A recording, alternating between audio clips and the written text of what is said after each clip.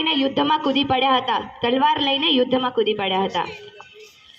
ઉપસ્થિત આદરણીય ગુરુજનો તથા આવતીકાલના ભારતની ભાગ્યરેખા જેના હાથમાં કંડારેલી છે તેવા મારા વહાલા વિદ્યાર્થી ભાઈઓ અને બહેનોને મારા નમસ્કાર।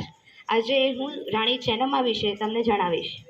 રાણી ચેન્નમ્માનો જન્મ 23 ઓક્ટોબર 1778ના રોજ થયો હતો। તેઓને નાનપણથી જ તલવારબાજી, ધનુર્વિદ્યા અને ઘોડેસવારીનો શોખ હતો। તેઓએ ખૂબ જ નાની વયમાં જ તલવારબાજી, ધનુર્વિદ્યા અને ઘોડેસવારીમાં નિપુણતા પ્રાપ્ત કરી હતી। તેઓને એટલો રસ હતો કે તેઓ માત્ર આ તલવારને અને ધનુર્વિદ્યા અને આ ઘોડાઓને પોતાની સહેલીઓ અને મિત્રો માનતા હતા। તેઓને આ તલવારની ધાર એક પ્રિય સખી જેવા લાગતા હતા। તેઓની બહુ જ નાની ઉંમરે કર્ણાટકના કિત્તુરના મલ્લ સર્જા સાથે તેઓના બાળ લગ્ન થયા હતા। તેઓ ખૂબ જ નાની વયે તેમના લગ્ન થયા હતા, તે છતાં પણ તેઓએ રાજવહીવટનું કાર્ય સારી રીતે સંભાળ્યું હતું। લગ્નના થોડા વર્ષો બાદ તેઓએ શિવલિંગપ્પા નામના એક પુત્ર દત્તક લીધો હતો। શિવલિંગપ્પા પણ બહુ જ નાનો હતો અને ત્યારે જ મલ્લ સર્જાનું અવસાન થયું હતું। મલ્લ સર્જાનું અવસાન થતાં શિવલિંગપ્પાને રાજગાદી પર બેસાડી આખો જ રાજવહીવટ રાણી ચેન્નમ્માએ સંભાળ્યો હતો।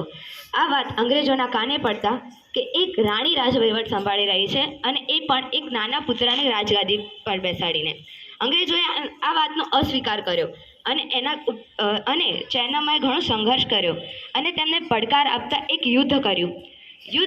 યુદ્ધ થતાં જ તેઓએ ઘણી મહેનત કરી અને 1000 જેટલા અંગ્રેજ સૈનિકોને પોતાની ધાર, એક જ તલવારની ધાર વડે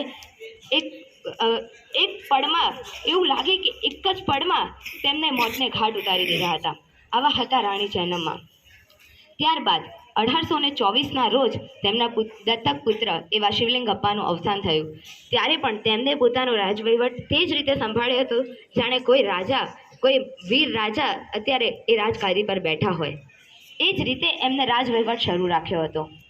ત્યારબાદ જ્યારે ફરી એ વાતની અંગ્રેજોના કાને પડી કે હવે કોઈ જ નથી, માત્ર રાણી ચેન્નમ્મા જ આ રાજવહીવટ સંભાળી રહી છે, એક બાળક પણ હવે નથી, તે સાંભળીને તેઓએ હવે આ રાણી ચેન્નમ્માની ધરપકડ કરવા ઈચ્છ્યો। ત્યારે પણ આ રાણી ચેન્નમ્માએ તેમના સાથે યુદ્ધ કર્યું, પણ ત્યારબાદ તેઓ પકડાઈ ગયા અને જ્યારે તેઓ પકડાયા ત્યારે અંગ્રેજોએ તેમને બેલહોંગના કિલ્લામાં તેઓને કેદી તરીકે રાખ્યા હતા। ત્યાં તેમની તબિયત લથડતા 21 ફેબ્રુઆરી 1829ના રોજ તેમનું અવસાન થયું હતું। અરે આ મહિલા એટલી શક્તિશાળી હતી કે આપણે હજુ પણ એમની સ્મૃતિ હજુ સ્મરણ કરીએ છીએ આપણા વિચારોમાં, અને મહિલાઓ માટે તે નિડરતાનું એક ઉત્તમ ઉદાહરણ છે। અસ્તુ ભારત માતા કી જય।